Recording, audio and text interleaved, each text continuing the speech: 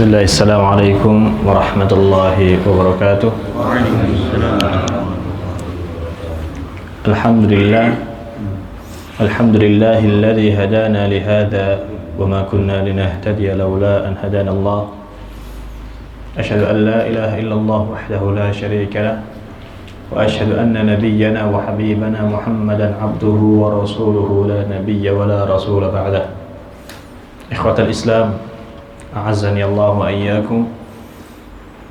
Sebagaimana kita tahu, ketika Rasulullah sallallahu alaihi wasallam mendapatkan perintah dari Allah Subhanahu wa taala untuk menunaikan dakwahnya, banyak hal yang dipertaruhkan Rasulullah sallallahu alaihi wasallam ketika itu. Dari kedudukannya yang sebagai seorang pemuka kaum, seharusnya juga seorang pedagang dengan perdagangannya, yang ini adalah berbicara tentang kehidupan, bahkan hubungan keluarganya, yang mana di awal-awal beliau berdakwah, di awal-awal beliau menyampaikan risalah, musuh pertama kali adalah pamannya, yang mana Rasulullah SAW katakan al-ammu sinwu abi. Paman itu adalah seolah-olah menggantikan kedudukan bapak, seperti perannya seperti bapak. Dan sebagaimana kita tahu, Nabi tidak memiliki bapak dan hidupnya selalu di antara para paman-pamannya. Pamannya Abu Thalib beliau tinggal, begitu pula kepada pamannya Hamzah, beliau sangat ta'zim sekali, sangat menghormati sekali dan sangat mencintai. Begitu pula dengan pamannya Al-Abbas, sekalipun umurnya nggak beda jauh, Nabi SAW sangat menghormati Al-Abbas, sehingga ketika Abu Sufyan berusaha untuk memperbaiki perjanjian dengan Nabi dan Nabi tidak menggubrisnya, Abu Sufyan datang ke Al-Abbas yang notabene masih pamannya Nabi, padahal umurnya nggak terlalu jauh. Nabi sangat menghormati Al-Abbas dan sangat mencintai anak Al-Abbas, dibawa kemana-mana, meriwayatkan hadis dari Nabi betapa banyaknya, sampai didoakan doa yang terkhusus. Tapi ternyata di awal dakwahnya yang menghadapinya adalah Abu Lahab. Abu Lahab selalu di belakang Nabi SAW dalam setiap dakwahnya, mendustakan beliau. Jadi serangannya dua arah, serangan terhadap materi yang disampaikan Nabi SAW dan juga serangan secara mental. Pamannya yang mendobrak dakwah Nabi, perjuangan beliau, bahkan juga harus sampai kehilangan dua menantunya, juga menjadikan janda dua putrinya, karena dua putri Nabi SAW dinikahkan kepada dua putra Abu Lahab, dan dua-duanya setelah Nabi memulai dakwah diperintahkan oleh Abu Lahab untuk diceraikan. Dua lakinya adalah anak Abu Lahab, dan dua wanitanya adalah dua putri Nabi, dan dua-duanya menjanda. Efeknya adalah di keluarga, dan itu yang diperjuangkan oleh Nabi. Tidak berhenti di situ, bahkan sampai di tahun ke-10, 10 tahun. Itu bukan masa yang pendek. Setelah 10 tahun Nabi SAW menghadapi ancaman, menghadapi tekanan, di tahun ke-10 final, pamannya yang melindungi meninggal, Abu Thalib. Begitu pula dengan istrinya, dari segi dukungan spiritual, mental, dan juga dukungan ekonominya, meninggal juga, yang dikatakan sebagai amul huzn. Dan beliau menjadi satu-satunya orang yang tidak memiliki backingan ketika itu, sampai akhirnya diusir. Beliau berangkat ke Taif, tujuannya adalah di lain berdakwah, meminta suaka atau perlindungan. Beliau berangkat ke Taif karena notabene Taif ini masih mirip-mirip lah secara perilaku, cara berfikirnya dengan Mekah. Dan Nabi diutus di Mekah, ya masih ini kaumku. Berangkatlah Nabi ke Taif, dan kita tahu kisahnya. Ternyata di Taif Nabi ditolak mentah-mentah, diusir, bahkan pengusirannya adalah diusir, dipermainkan oleh anak-anak. Semuanya ikhwatah, itu kalau seandainya kita praktekkan dalam kehidupan kita, sudah down kita dari awal. Yaitu seperti pengingkaran keluarga, Berapa banyak di antara kita ketika awal-awal hijrah yang dia khawatirkan bukan diri dia sendiri, mungkin pekerjaan dia, tapi yang dia khawatirkan bukan pekerjaannya, tapi bagaimana nanti mertua saya, bagaimana nanti istri saya. Kalau istri saya mungkin manut sama saya, ikut sama saya karena saya pemimpin keluarga, lalu bagaimana dengan mertua, yang mana mereka itu di posisi yang punya banyak jasa kepada kita. Juga bagaimana mereka itu adalah pihak yang sangat kita hormati. Kita nggak punya pekerjaan, mereka yang mencarikan. Kita dalam keadaan kekurangan, mereka yang mencukupi. Dan ketika kita punya pekerjaan, kita sedikit-sedikit bayar balas budi kepada mereka. Kita mau meninggalkan pekerjaan yang ternyata kita lakukan saat ini adalah haram. Itu yang kadang-kadang kita hadapi. Bagaimana seandainya dengan suatu yang kita lakukan dalam hijrah, ya kita katakan ya, bahasa kerennya, meninggalkan suatu keharaman, harga yang harus kita bayar adalah berdampak kepada putri kita, bukan putra. Kalau putra kita laki-laki mikirnya ya babah lo mau anak lanang, kita sama-sama berjuang, kita sama-sama survive. Anak perempuan dua-duanya menjadi janda dikarenakan dakwah Nabi SAW. Bahkan puncaknya tidak hanya berefek kepada pamannya, penolakan dari orang yang dituakan yang kita sangat hargai dan kita cintai, anak kita berdampak, semua satu kabilah bahkan terkucilkan selama 3 tahun diboikot di balik gunung Quraisy di Mekah sana. Syahidnya apa? Semua bentuk ujian secara manusiawi, lingkungan, masyarakat, ekonomi sudah dihabiskan semuanya di Mekah selama 13 tahun.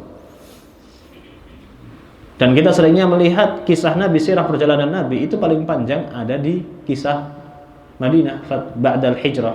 Kita kalau baca kisah sirah Nabawiyah, maka fatrah yang paling cepat untuk selesai adalah Maulidun Nabi, kelahiran Nabi, nasab Nabi, kemudian fatrah Makkah, bagaimana siksaan-siksaan, udah kemudian langsung ke Madinah, baru ceritanya di Madinah itu banyak. Turun wahyu ini, turun wahyu ini, turun perintah ini, turun ini dan sebagainya. Padahal cuma 10 tahun. Cuma 10 tahun dan yang di Mekah 13 tahun. Karena kisahnya cuma satu. Nabi mendakwahkan tauhid itu saja, maka seolah-olah kisah ini pendek. Padahal kisah ini loh yang seharusnya ternyata kita hadapi sehari-hari. Yaitu apa? Apa yang dibawa Nabi SAW sampai Nabi perjuangkan dengan nyawa, harta, keluarga, harga diri. Nabi pertaruhkan itu. Bahkan kita tahu bagaimana Nabi SAW berapa kali pingsan dalam berdakwah, menghadapi bulian yang diserang fisik dan mental. Itu tadi termasuk diantara yang menyerang adalah pamannya. Dikatakan oleh salah seorang yang akhirnya dia masuk Islam, kuntu fil jahiliyah sami'tu Nabi SAW, ini tentang tentang kisah turunnya surat Al-Kautsar. Nabi SAW membaca surat ini ketika aku dalam keadaan musyrik, atau dalam riwayat yang lain adalah At-Tariq. Ketika aku sedang musyrik jahiliyah, aku mendengarkan Nabi membacakan surat At-Tariq. Tapi kemudian aku dengarkan di belakangnya ada orang yang selalu mengikuti. Ini juga dikatakan sebagai sebab nuzul di surat Al-Lahab. Al-Lahab yang menceritakan tentang paman Nabi, Al-Lahab yang memiliki ketampanan wajahnya. Syuh, bayangkan ada orang yang ditampilkan, ditonjolkan. Dan di hari itu, sama seperti sekarang, ketika ada orang yang glowing, ada orang yang rupawan, kita lebih respect. Kita lebih nyaman aja ketika ada orang pertama kali yang datang kepada kita, kita tidak kenal, dengan dia penampilan rapi, dengan dia mungkin merapihkan jenggotnya, dia dengan pakaian yang mungkin jubah putih, kita akan lebih respect daripada dengan orang yang datang kita nggak kenal, bajunya compang-camping, nggak menjaga penampilan. Sedangkan Abu Lahab sampai dijuluki Lahab, kenapa? Wajahnya tampan, wajahnya berseri, dan dia memiliki ciri khas rambutnya dikepang. yang menunjukkan di hari itu adalah ciri khas para pemuka kaum, atau ini ciri khasnya orang kaya. Punya penampilan yang gampang orang itu melihat dan respect. Karena dia memang kelihatan orang yang tampil menawan. Dia selalu berdiri di belakang Nabi Shallallahu Alaihi Wasallam. Selalu di belakang Nabi Shallallahu Alaihi Wasallam. Apapun yang dikatakan Nabi, dia mengatakan kadhib, sadiq. Nabi ini pendusta. Nabi ini pengarang. Nabi ini telah meninggalkan agama nenek moyangnya. Setiap apa yang dikatakan Nabi, dia di belakangnya mengatakan dengan ucapan itu.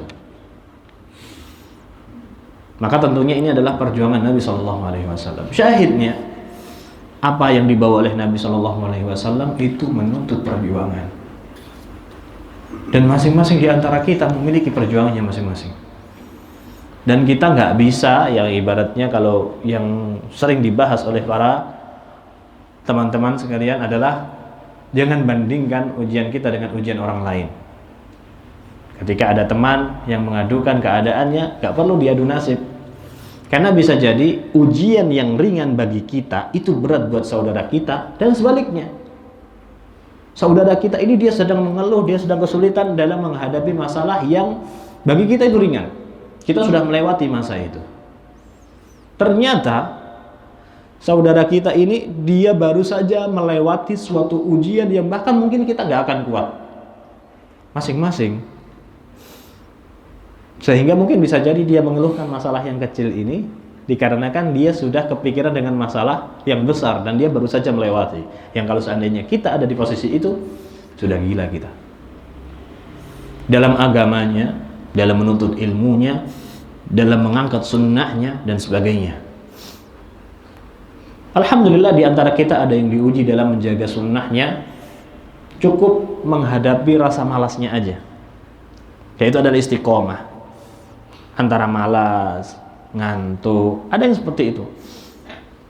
Ada yang dalam masing-masing di antara kita akan memiliki perannya dalam ujian tersebut. Ada yang ketika dia baru kenal sunnah, yang dia hadapi adalah mertuanya, keluarganya, bapaknya, bahkan ada satu pengaduan, satu curhatan yang ana baru dengar dan itu cukup mengagetkan.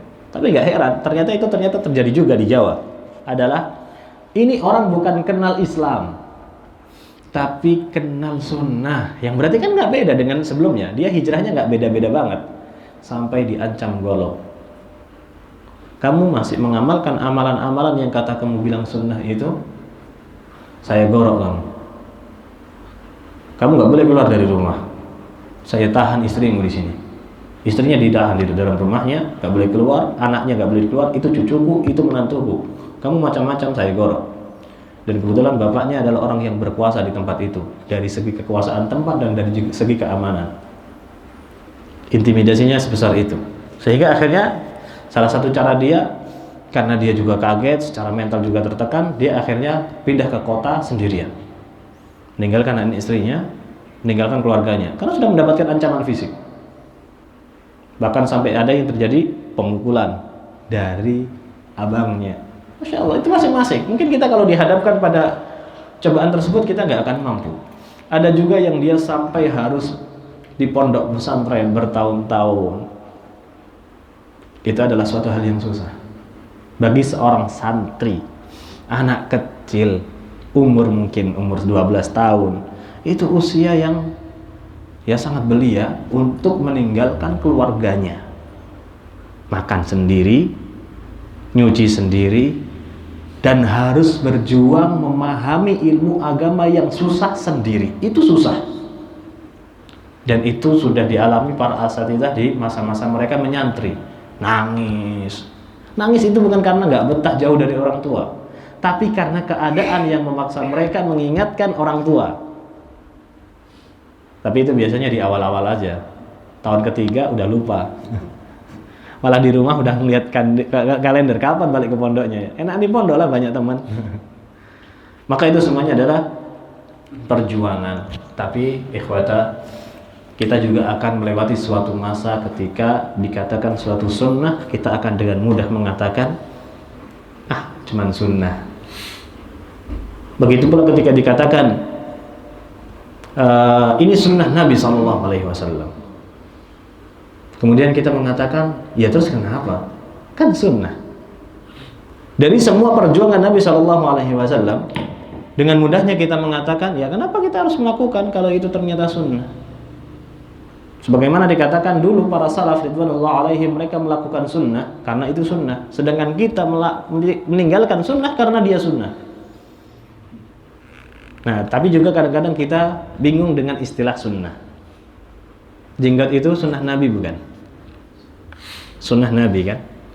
Kenapa nggak boleh dicukur? Kan sunnah.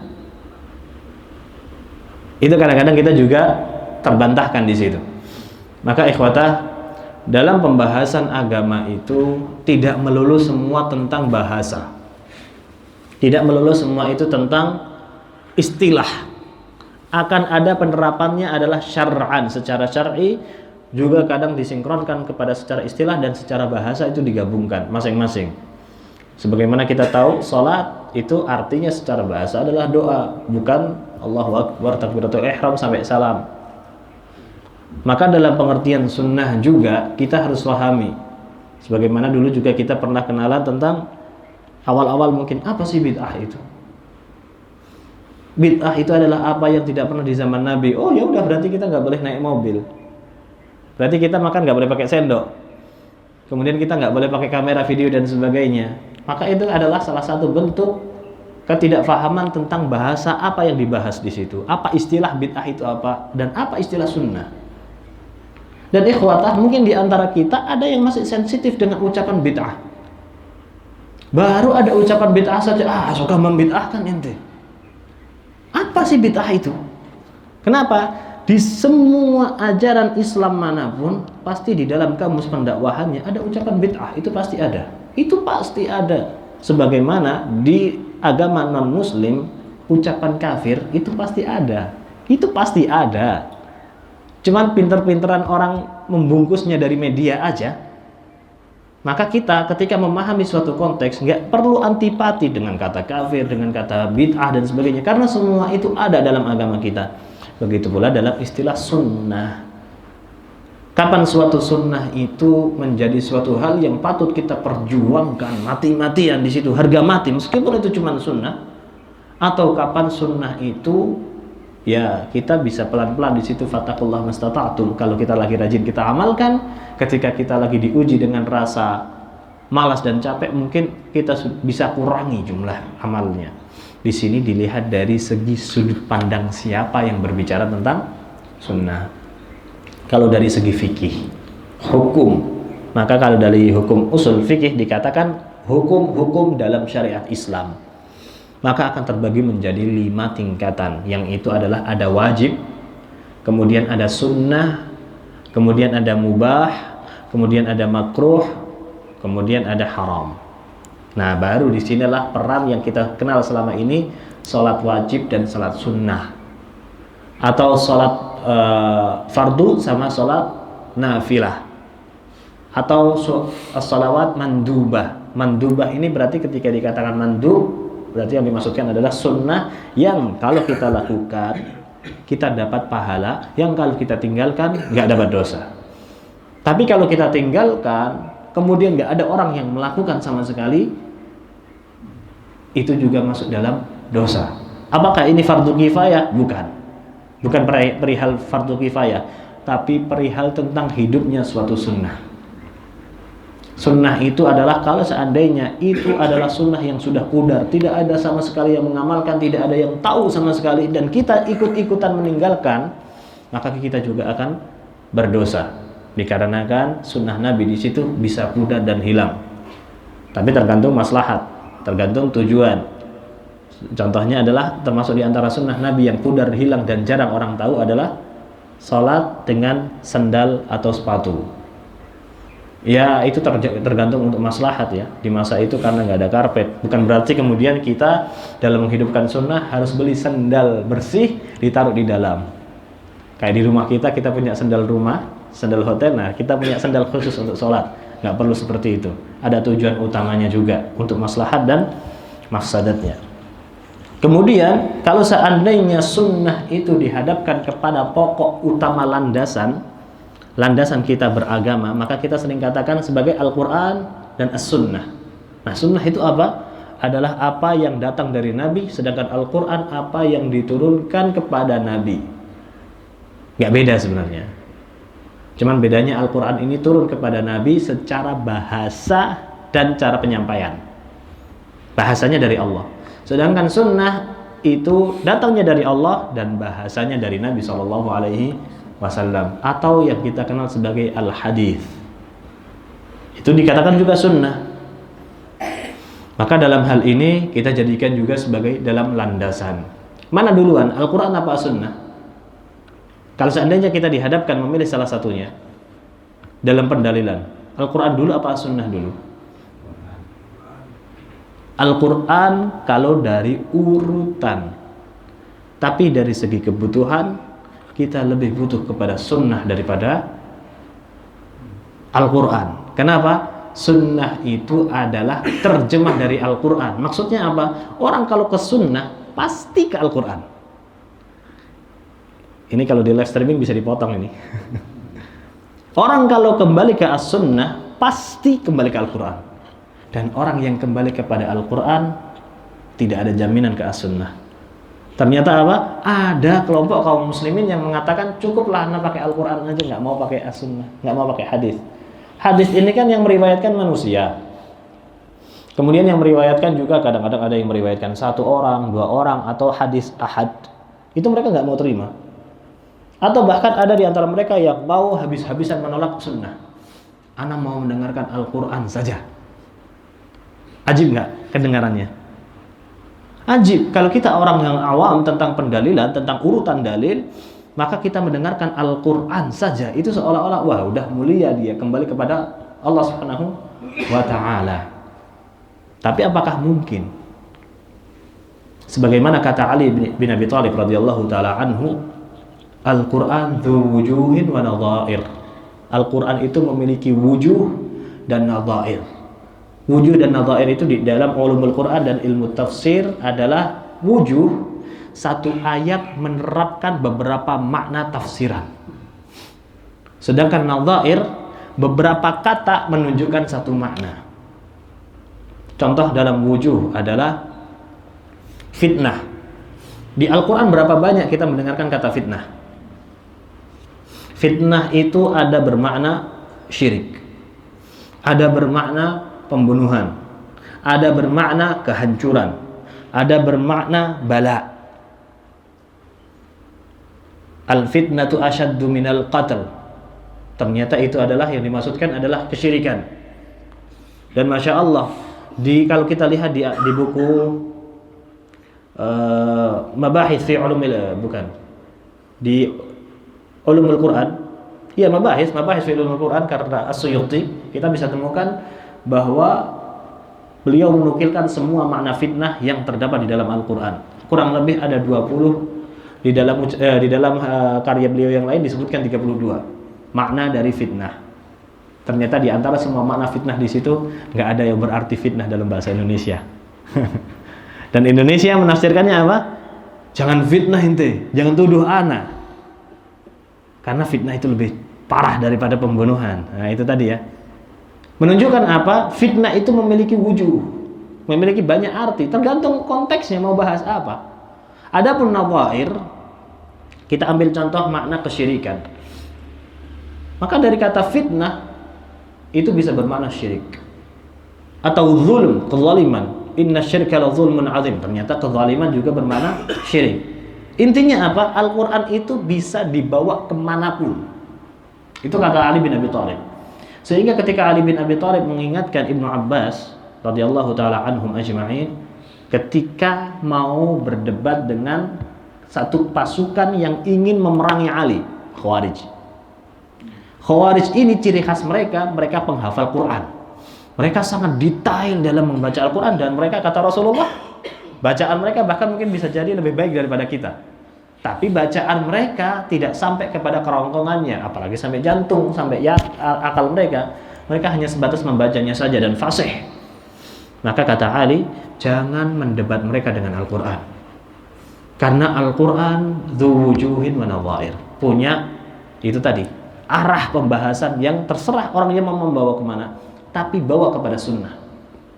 Karena sunnah itu adalah tafsiran bagaimana kita menerjemahkan Al-Quran, dan itu sesuai dengan Nabi. Orang yang berilmu pasti akan kembali ke sunnah, dan itu faktanya memang seperti itu. Kalau kita baca Al-Quran, bahkan kemarin beberapa kali Ana dikirimi sama oleh teman-teman dari mahasiswa, bagaimana tentang ada YouTuber, dia pendeta, isinya adalah menukil ayat-ayat Al-Quran. Dan itu menjadikan orang, sudah ada modelan yang kayak gini, pendeta yang membaca Al-Quran. Kadang orang Islam itu langsung, wah dia pendeta tapi baca Al-Quran. Kita udah respect duluan nih. Ada juga modelan orang-orang yang di kalangan kaum muslimin bikin YouTube yang isinya menghujat kaum muslimin. Orang Islam ini kok radikal, orang Islam ini kok memarginalkan agama yang lain dan sebagainya. Dia nyalah-nyalahkan Islam. Ya kita nggak salahkan dia ya, orang dia cari uangnya di situ. Bagaimana kita mensikapinya dengan idealisme kita, dengan ideologi kita, tauhid kita?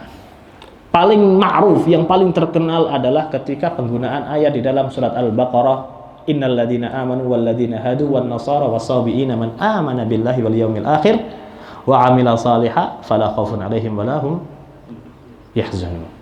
Sesungguhnya orang yang beriman, innal ladzina amanu wal ladzina hadu, orang Yahudi, orang Nasrani, orang Sabi'ah, kalau mereka beriman kepada Allah dan hari akhir kemudian beramal saleh, maka mereka nggak perlu khawatir, mereka akan masuk surga. Intinya itu. Ngapain kita orang-orang Islam sok berjuang dengan keislaman kita? Itu loh kata Tuhan kita. Orang yang Yahudi, Nasrani, sama Sabi'ah terserah dengan eksistensi agama mereka. Mereka cukup beriman kepada Allah dan beramal baik. Mereka pasti akan masuk surga kok. Ngapain kita mengkotak-kotakkan harus Islam? Masuk nggak dengan ayatnya? Silahkan dilihat di terjemahnya. Di terjemahnya seperti itu. Penafsiran makna seperti itu. Tapi sekali lagi, kita mengikuti Al-Quran itu dengan sunnah, dengan hadis. Maka kita juga mensinkronkan ayat itu dengan ayat yang lain. Ayat itu, ucapan dia menunjukkan bahwa dia tidak memahami Al-Quran. Memang kita, tujuan dari ayat itu disebutkan adalah hanya Islamlah satu-satunya agama yang kalau mau masuk cukup dengan keyakinan masing-masing. Beriman kepada Allah, beramal soleh. Mau kita di dalam agama manapun, kita terhitung Islam. Jadi dia mungkin takut tetap dengan agama Kristennya, seperti Raja Najasyi. La ba'sa bihi. Raja Najasyi masuk Islam, umatnya nggak ada yang tahu. Dia cukup beriman kepada Allah Subhanahu wa taala dan dengan Nabi Muhammad. Islam dia. Meninggal Nabi mensolati. Tidak dengan agama-agama lain yang ketika mau masuk agama itu harus memiliki nasab. Asli, bukan yang hari ini sudah dibungkus dengan kepentingan masing-masing. Agama Nasrani, nggak semua orang bisa masuk. Karena agama Nasrani yang dibawa Isa al-Masih alaihissalam khusus untuk Bani Israel. Yang nggak punya nasab Bani Israel, nggak punya kewajiban dan nggak boleh ikut syariat itu. Begitu pula dengan agama Yahudi. Itu terbukti ketika Khidir alaihissalatu wassalam berjumpa dengan Musa. Dua-duanya nabi, masing-masing dengan agamanya. Kalau seandainya Khidir dari Bani Israel, maka dia nggak bisa bersikap seperti ini di hadapan Musa, karena Musa adalah pemimpin Bani Israel. Sikap yang dilakukan Khidir dan dia seorang nabi menunjukkan bahwa dia tidak memiliki wewenang dan kewajiban yang ditimpakan kepada umat Nabi Musa. Maka ini yang dimaksudkan oleh Allah dalam ayat ini adalah berbeda dengan Islam, terserah dari kalangan manapun, dari keluarga manapun, dari eksistensi manapun, kalau beriman dengan Allah hari akhir dan juga beramal saleh, Islam. Tuh, berarti bisa. Saya tetap dengan agama saya yang lama, dengan keluarga yang lama, masuk Islam, beriman dengan Allah dan berbuat baik. Nah, berbuat baiknya gimana nih? Berbuat baiknya adalah sesuai dengan tuntunan Allah dan Rasulnya, yang berarti adalah syariat Islam. Jadi ya mau nggak mau ya tetap cara Islam. Cuman yang kalau seandainya mungkin dia mengkhawatirkan, dia harus menutupi eksistensinya sebagai muslim, dia membaur dengan hal yang sah-sah aja, sah-sah aja. Tapi ingat, termasuk di antara syariat Islam adalah menampakkan keislamannya. Maka itu yang dimaksudkan. Maka ikhwata, kalau dari sini kita bisa kenali as-sunnah di sini adalah identitas Islam itu sendiri. Karena dia menafsirkan Al-Qur'an. Dan kalau kita urutkan dari hal ini, jadi Al-Quran dulu apa sunnah dulu?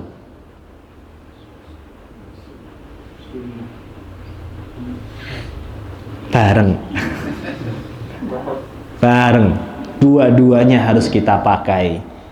Tidak bisa kita mengatakan Al-Quran dulu baru as-sunnah, tapi as-sunnah itu ada pada posisi yang sama dengan Al-Quran. Maka dengan kata ini kita sudah tahu langsung, jadi kita harus berjuang dengan sunnah atau tidak. Jadi ketika dikatakan ahlu sunnah, apa sih sunnah itu? Sunnah itu adalah ya Islam. Ana pengen Islam yang biasa-biasa aja lah, nggak usah ikut-ikutan sunnah-sunnahan. Itu gimana maksudnya? Islam yang mana yang tidak bersunnah? Sedangkan landasan agama yang ada pada Islam adalah ya sunnah. Dan itu hak paten sudah. Begitu pula ketika disandarkan kepada sumber ilmu, maka sunnah juga memiliki lawan pembahasan yang sering kita kenal sebagai bid'ah. Nggak usah sensitif dengan kata bid'ah. Kita tunggu aja, mungkin nanti bid'ah ini menjadi kata-kata yang akan melanggar undang-undang. Nggak tahu. Wallahu a'lam bishawab. Tapi ala kulli hal itu bukan permasalahan dakwah. Itu cuman satu di antara ujian-ujian yang Allah kirimkan. Tapi syahidnya adalah bid'ah itu adalah satu kata yang Nabi SAW ajarkan. Ngapain kita harus antipati dengan kata yang Rasulullah ajarkan?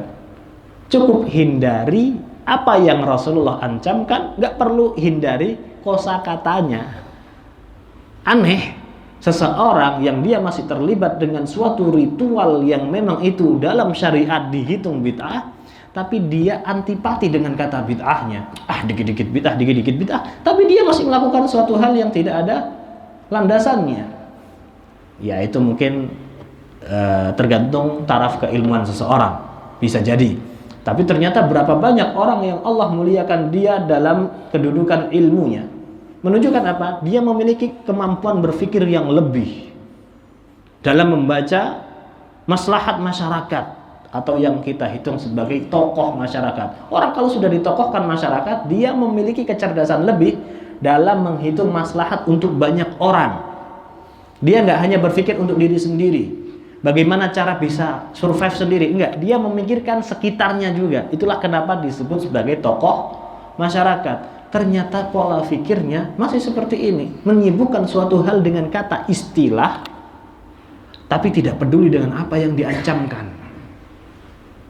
Sebagaimana kita yang sebagian sudah ngaji masih sibuk dengan jenggot dan cingkrangnya.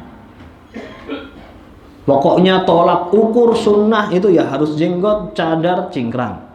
Berapa banyak di antara kita yang masih seperti itu?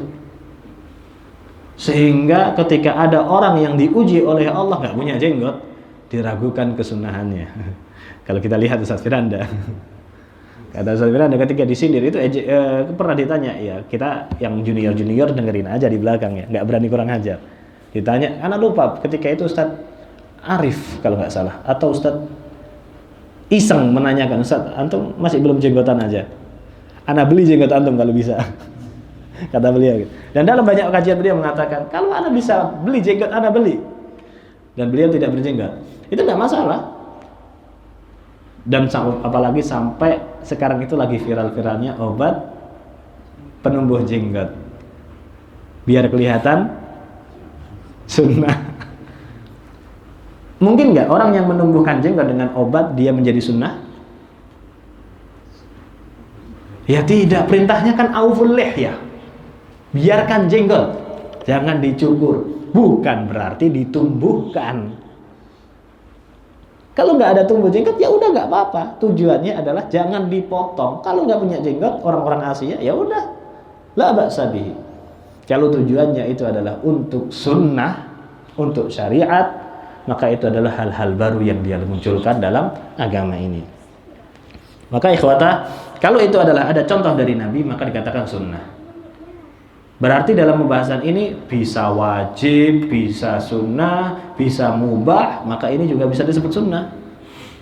Adapun yang tidak bersandar kepada Nabi SAW, maka dalam istilah kita adalah bid'ah. Kalau kita dengar dalam hukum Nabi SAW, an-nikahu sunnati, nikah itu adalah sunnahku. Sunnah, hukumnya sunnah. An-nikahu sunnati, nikah itu adalah sunnahku. Tapi apa? Faman raghiba an sunnati falaysa minni. Barang siapa yang tidak suka dengan sunnahku, maka bukan dari golonganku. Itu wa'id, itu ancaman.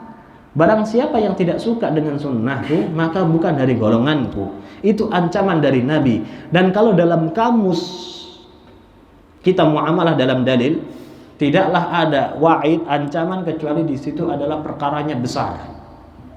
Ancamannya dosa besar, berarti wajib. Meskipun Rasulullah mengatakan sunnah, maka dari sini adalah sunnah yang dimaksudkan adalah syariat. Ini adalah Islam. Dan nikah itu adalah syariat Islam. Kenapa ditekankan demikian? Dikarenakan Nabi ingin menekankan suatu fitnah yang tersebar di kalangan masyarakat bahwa nikah itu tidak penting. Dan Nabi sudah mempersiapkan itu jauh-jauh hari. Kenapa? Karena sejak zaman Nabi lah Romawi itu sudah berkuasa. Dan hari ini kekuasaan Romawi itu masih ada efeknya sampai sekarang. Modelan-modelan orang yang penting cinta dulu, ta'aruf dulu, kenalan dulu, baru nikah, nikahnya terakhiran. Itu baru ada di masa-masa Islam akhir-akhir zaman ini aja. Karena ikut-ikutan metode pola hidup orang-orang Barat, yang mereka nikahnya ujung nanti dulu, sampai punya anak 1, 2, 3, 4 sekian, baru nanti nikah ketika sudah menjelang tua. Nah itu sudah mulai dibawa-bawa ke Indonesia ini, khususnya nikah nanti dulu, ta'aruf dulu, ta'aruf 4 tahun, 5 tahun. Itu ta'aruf apa, jagain jodohnya orang. Orang bilang gitu ya, pacaran. Wal'iyadzubillah, ta'arufnya sampai kenalan dalam urusan ranjang juga. Maka yang seperti ini ingin ditekankan oleh Rasulullah. Nikah itu adalah solusi yang ditawarkan Islam. Dan ini adalah syariat. Ketika Rasulullah mengatakan ini syariat, maka berarti sama seperti pembahasan kita, butuh diperjuangkan oleh pihak yang akan menikah atau pihak-pihak pendukung pernikahan. Kayaknya bagus ini jadi video pendek nih. Yaitu adalah ketika pemuda ingin menikah, tahu ini syariat, ini ibadah, dia akan perjuangkan. Dengan mungkin bekerja, mungkin dia mencari ilmunya dan sebagainya. Begitu pula dengan orang tua. Yang menjadi pertanyaan adalah, kenapa banyak orang tua yang mau membayari anaknya sekolah setinggi mungkin, tapi menjadi tiba-tiba pelit dalam urusan pernikahan? Kamu kalau mau sekolah tak biayai, sampai kuliah tak bayari. Ketika mak aku mau nikah, punya kerja apa kau? Mau kasih makan apa anak istrimu nanti? Cari kerja dulu. Cari kerja, dia harus kuliah dulu. Akhirnya ada lama waktu space untuk dia menikah, mengamalkan syariat ini. Atau istilahnya adalah sukses dulu lah baru nikah. Padahal sukses itu kan standarnya masing-masing ya. Ada yang harus punya rumah dulu, harus punya mobil dulu, harus membahagiakan orang tua dulu. Wah, itu harga paten sudah. Anak nggak akan nikah sampai membahagiakan orang tua. Orang tua ini bahagianya sampai kapan? Maka seperti ini, seolah-olah ada upaya dari orang tua yang tidak mau berjuang dalam pernikahan anaknya. Padahal lebih penting mana? Kuliah anak atau nikahnya anak?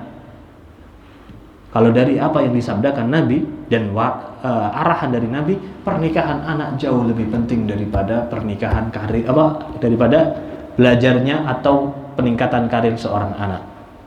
Itu yang anak sering ingat dari ucapan Ustadz Rizal hafizahullah taala, Abu Aisyah Rizal Yulia Putrananda. Pernah kesini ya? Ketika beliau menasihatkan ketika kami ada muallimin SMA dulu, beliau menasihatkan Ana kalau seandainya putri Ana mau menikah, Ana akan nikahkan sekalipun dia belum punya pekerjaan. Ana akan biayai pernikahan dia sampai dia bisa membiayai diri sendiri. Dan itu seharusnya yang dimiliki mental-mental orang tua. Kenapa? Kata Rasulullah, an-nikahu sunnati. Nikah itu adalah syariatku, sunnahku, yang berarti tidak orang yang berlaku, bukan pelakunya, orang-orang di sekitar pelakunya juga harus mau berjuang demi mewujudkan pernikahan ini. Seolah-olah orang tua adalah kalau kamu sudah nikah berarti urusan keluargamu urusanmu, sudah aku mau berlepas, aku nggak mau bantu ekonomi. Tapi giliran karir dia mau memodali anaknya. Itu kan mau bersedekah di jalan yang lain, tapi justru malah di jalan yang utama dia pelit. Loh, pernikahan itu kan butuh persiapan, butuh mental. Anakku masih umur 25 tahun, belum siap mentalnya. Salahnya anaknya atau salahnya orang tua yang tidak mempersiapkan mental? Harusnya orang tuanya yang mempersiapkan mental anaknya siap untuk menggandeng anak orang lain di usia sebelia mungkin. Karena hari ini jauh lebih parah fitnahnya. Kalau di zaman Nabi SAW, anak wanita dinikahi umur 9 tahun, 12 tahun sudah berumah tangga. Laki-laki umur 11 tahun, 12 tahun sudah punya anak. Itu di zaman Nabi loh.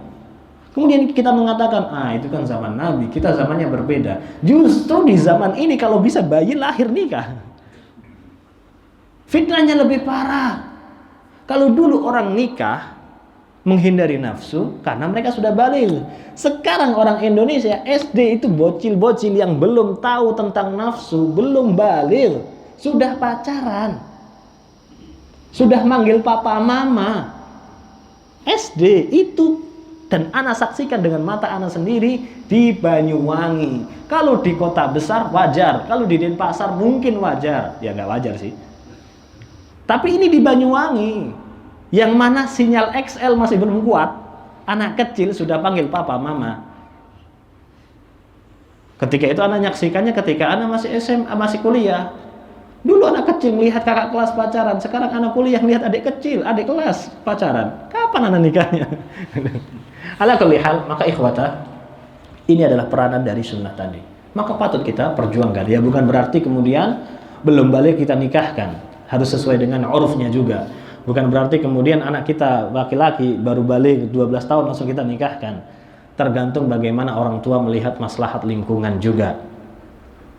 Kita harus hitung maslahat bagaimana menjadi uruf di sekitar kita. Tapi jangan sampai ketika sudah parah, umur 23 tahun, umur 24 tahun masih ditahan-tahan jangan nikah dulu. Itu sudah terlambat. Karena kalau kita melihat dulu Amr bin Al-As ketika membuka Futuhat Mesir, beliau menggandeng anaknya, beliau sebagai jenderal, anaknya sebagai komandan. Ada yang mengatakan jaraknya dengan anaknya cuma 11 tahun, ada yang mengatakan cuma 12 tahun. Jarak bapak sama anak cuma 12 tahun. Itu kapan nikahnya? Itu mental orang terdahulu, pendidikan orang terdahulu. Itu enggak. Kalau kita mikir, Masya Allah, kalau saya punya anak laki-laki enak, bisa futsal bareng. Amr bin Al-As perang bareng sama anaknya. Sama-sama jadi komandan. Bayangkan dalam satu forum, komandan ngatur strategi perang, anaknya yang saran. Itu kebanggaan orang tua. Dan itu adalah pendidikan orang terdahulu. Kembali lagi kepada peran syariat sunnah dalam hukum nikah tadi. Di situ ada muatan syariat, di situ ada muatan ibadah. Yang berarti kita sebagai orang tua, kita sebagai guru, kita sebagai saudara harus siap sama-sama memperjuangkan. Sekalipun kita harus ikutan berinfak untuk saudara kita dalam pernikahannya. Maka kalau seandainya itu bisa, lakukan. Karena itu adalah satu-satunya solusi yang saat ini kita hadapi dari permasalahan pemuda. SD-nya pacaran, SMP-nya pacaran, SMA-nya udah zina, kuliahnya sudah punya HIV. Di mana ini terjadi? Di kota-kota yang notabene-nya adalah kota pelajar. Di mana? Jogja. Angka HIV tertinggi Jogja. Kedua, Malang. Ada yang mengatakan Jakarta. Tapi Jakarta dibandingkan jumlah penduduknya wajar. Sedangkan Malang dibandingkan dengan jumlah penduduknya, maka ini angka yang sangat tinggi. Kenapa kok Malang dan Jogja banyak kos-kosan dan kuliahan, justru menyerang anak kuliahan. Makanya kalau antum punya anak pengen kuliah ke Jawa, pengen ngekos, waspada. Dia pengen ngekos itu biar bisa gampang belajarnya lebih fokus, atau biar lari dari pengawasan antum. Rusak. Ana menyaksikan langsung, ana kuliah di Malang sekarang. Jarang ana menemukan orang tidak gandengan, itu jarang. Bisa dipastikan jumlah pemuda-pemudi yang lewat ini semuanya masing-masing punya pasangan. Zina tidak itu. Kalau cuman bercengkrama di WhatsApp aja sudah masuk dalam perkara zina yang diharamkan. Zina nafsu, keinginan hati. Dalam WhatsApp chattingan doang. Assalamualaikum ukhti, sudah tahajud belum? Itu masuk dalam zina hati. WhatsApp non mahram. Bagaimana dengan yang sudah gandengan? Gimana yang sampai satu atap, dan itu ada di Malang. Pemuda dan pemudi dari Universitas Islam. Tidak ana lanjutkan identitas kampusnya. Tinggal seatap dengan non mahram. Ada yang seperti itu? Ada. Walhiyadzubillah. Maka ikhwata, inilah bangsa kita yang harus kita hadapi. Maslahatnya bagaimana? Kalau seandainya dua pemuda-pemudi seperti ini, mungkin nggak mereka ketika punya anak akan melahirkan generasi yang akan memimpin umat? Bukankah anak yang akan kita harapkan adalah harus ditunggu dari kedua orang tua yang memperhatikan pendidikan dan masa depan bangsa ini di tangan mereka? Apa yang kita harapkan dari mereka? Apakah kita akan berharap nanti mereka akan tampil memimpin maslahat umat, sedangkan mereka untuk menahan hawa nafsunya saja tidak mampu? Maka ikhwata, kembalikan lagi, nikah itu syariat Nabi dan itu harga paten, atau istilahnya adalah itu wajib demi maslahat. Semoga apa yang sudah kita sampaikan ini kita bisa ambil faedahnya, dan afwan kalau dalam penyampaian ana mungkin ada salah kata. Wallahu waliyut taufik. Subhanakallahumma wa bihamdika asyhadu an la ilaha illa anta astaghfiruka wa atubu ilaik. Wassalamualaikum warahmatullahi wabarakatuh.